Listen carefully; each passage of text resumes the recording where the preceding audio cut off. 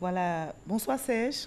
Bonsoir Marie-Laure. Alors, vous étiez au stade Félix Houphouët-Boigny pour la cérémonie d'hommage à Didier Arafat, une cérémonie qui s'est achevée ce samedi par l'inhumation du Daïchikan au cimetière de Williamsville, un moment plein d'émotions que nous a rapporté Patricia Omoetia. Et je rappelle que juste après sa mise en terre, la tombe de l'artiste Didier Arafat a été profanée par des individus.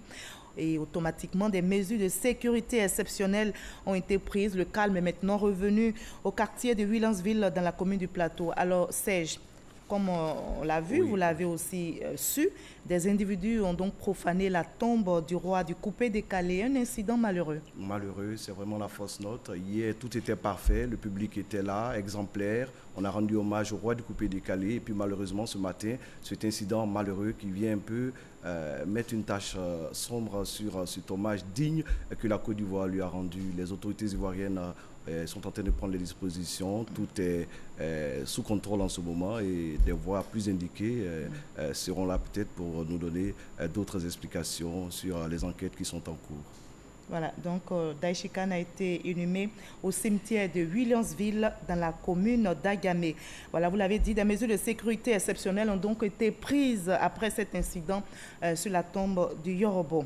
Serge, la Chine ou encore les fans ont répondu à l'appel du comité d'organisation pour rendre hommage à la légende du coupé-décalé, un hommage mérité.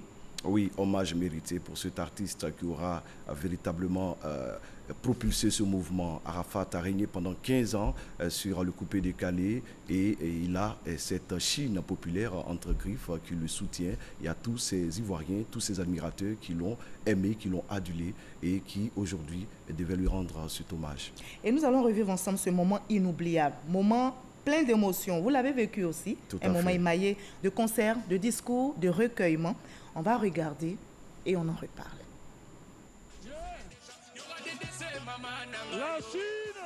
Pour l'hommage national au Yorobo, ses fans ont réclamé le stade Félix Houphouët-Boigny. Les autorités ivoiriennes ont accédé à leur demande. Et le moins qu'on puisse dire, c'est que les Chinois, comme on les appelle, et le comité d'organisation ont réussi le pari de la mobilisation. À l'arrivée des officiels avec à leur tête le ministre d'État Ahmed Bakayoko, le stade est déjà plein et une ambiance des grands jours les attend. Quoi de plus normal quand il s'agit de rendre un ultime hommage à Didier Arafat, artiste désormais classé au rang de légende de la musique ivoirienne. Ils ont essayé de me tuer, mais je reste vivant. Vous ne pourrez rien parce que je demeure le... Le ministre de la Culture et de la Francophonie exprime la reconnaissance de la nation au roi du coupé-décalé, celui qui a fait rentrer ce mouvement dans une deuxième dimension après l'ère d'Ouksaga. Si le reggae est né longtemps avant lui, ce fut pourtant Bob Marley qui rendit le reggae mondialement célèbre. Didier Arafat n'est pas le créateur du coupé-décalé, mais c'est lui qui, par son talent et son génie propre, le rend mondialement célèbre. Sur le tas, Ange Didier Ouon a appris à composer, à arranger la musique. Il put ainsi fortement transformer le coupé-décalé. À travers un témoignage d'amour à leur père, 3 des 5 enfants de Ouon Ange Didier font monter le mercure de cette veillée artistique riche en émotions. Papa, tu es parti trop tôt, trop vite et trop brusquement. Mais tu resteras à tout jamais dans notre cœur. Nous t'aimerons toujours et tu seras pour toujours notre Yorobo. Merci. Merci la Chine. Vous êtes les meilleurs. Sur la scène, les stars de la musique ivoirienne et africaine se succèdent. Le public, qui n'en demande pas mieux, vibre. Dans la foulée, Sidiki Diabati, la vedette malienne, ami du Daïchikan, appelle sur scène le ministre d'État, Ahmed Bakayoko, père et parrain du Zeus d'Afrique. Yorobo, c'était mon fils, c'est mon fils et je l'assume. Ils ont voulu me tuer, mais je reste vivant. Des gens m'ont critiqué, mais tu es ministre, tu es ceci, et puis tu es avec un petit artiste. Mais ministre, oui, ça ne m'empêche pas d'avoir un cœur et d'aimer une valeur sûre de l'Afrique, de la Sud. Jusqu'au bout de la nuit, les fans de Didier Arafat sont restés en éveil, en attendant de dire le dernier adieu à leur icône, le maître du coupé-décalé.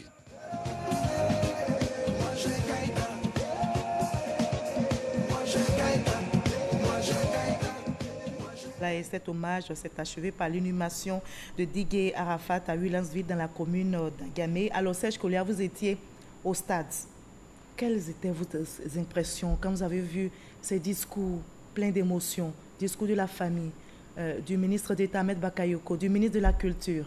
Comme vous le dites, c'était vraiment des moments d'émotion, chargés d'émotion. Voir les enfants de Didier Arafat s'exprimer devant ce stade-là, c'était vraiment émotionnel de voir ces enfants échanger de façon fusionnelle avec le public, avec ces Chinois, les admirateurs de Arafat Yorobo. C'était vraiment quelque chose de magique avec cette communion qui s'est tissée avec la petite voix de son dernier qui saluait l'hommage de tous ces Ivoiriens, de tous ces admirateurs, et puis l'hommage de la nation également. Le ministre d'État l'a dit, il a assumé son amour pour ce jeune Didier Arafat, grand artiste. Eh bien, la Côte d'Ivoire aura rendu un hommage vibrant à cette star. Didier Arafat qui incarne la jeunesse, qui incarne la culture, il a dit.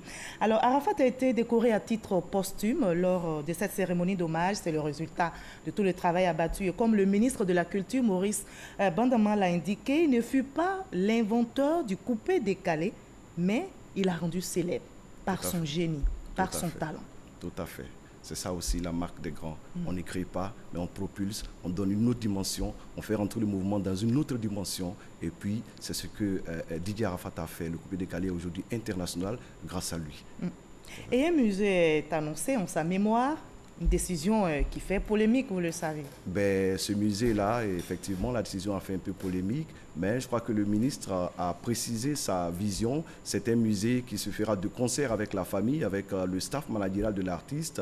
C'est un musée qui va prendre une dimension intime. Ce ne sont pas le type de musée construit par les États. C'est le type de musée qu'on voit en Europe où ce musée se cantonne sur la vie de l'artiste. C'est-à-dire qu'on a dans ce musée ces tenues de scène, on a ses instruments de musique, on a ses vidéos, on a ses photos, on a même ses objets les plus intimes. On peut parler de son lit, par exemple, qui peut être installé dans son musée, son fauteuil où il aimait s'installer, qui peuvent être installés dans ce musée. Donc c'est un musée, on ne dira pas un musée de poche, mais c'est un musée un peu organisé par la famille et son staff, qui ne va pas prendre des hectares. Un musée qui peut prendre 1, 2, 3 pièces pour juste véritablement amener ceux qui ont connu l'artiste, ceux qui l'aiment, à pouvoir toujours rester, garder ce contact, revenir. Et même dans nos échanges avec le ministre de la Culture, il a même dit que la moto sur laquelle Arafat a perdu la vie pourrait être un élément central de ce musée.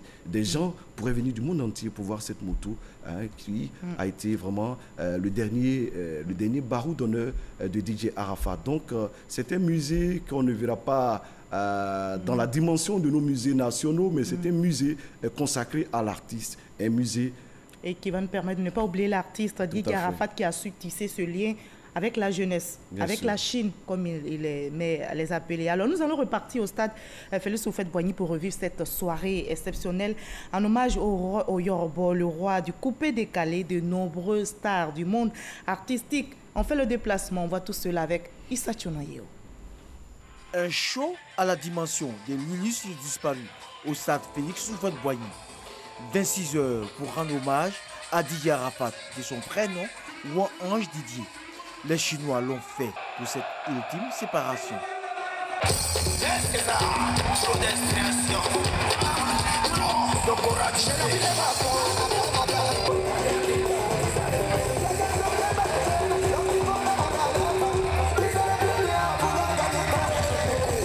Yorobo ou encore le Daishikan aimaient la vie et le travail. Ses collègues venus d'ici et d'ailleurs lui témoignent leur reconnaissance et font danser ses fans.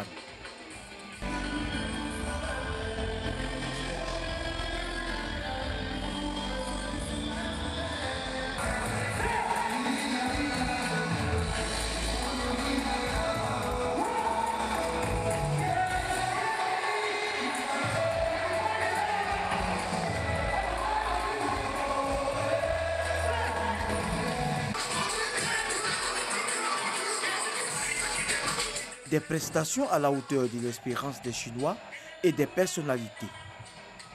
Ce que nous retenons, c'est qu'il a imprimé sa marque, il a vécu comme un lion et il est parti comme un grand.